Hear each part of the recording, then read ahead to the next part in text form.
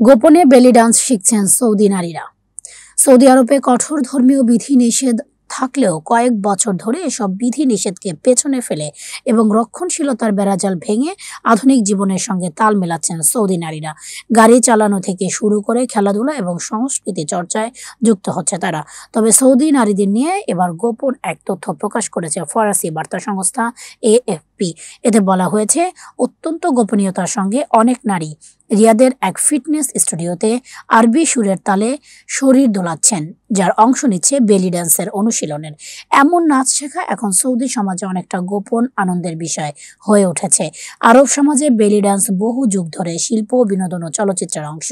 এটি বিশ্বজুড়ে নারীদের কাছে শরীরচর্চা ও আত্মপ্রকাশের মাধ্যম হিসেবে ব্যাপক জনপ্রিয়। কিন্তু সৌদি আরবে এ ধরনের সংস্কৃতি পুরোপুরি নিষিদ্ধ। তবু অনেক নারী পরিবারকে ফাঁকি দিয়ে যৌন আবেদনময়ী এই বেলি ডান্স শিখছেন।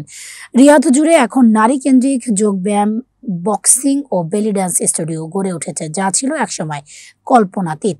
তবে ইসলামের পবিত্র ভূমি সৌদি আরবে এমন অপসংস্কৃতির প্রসারকে অনেকেই দেখছেন কিয়ামতের আলামত হিসেবে।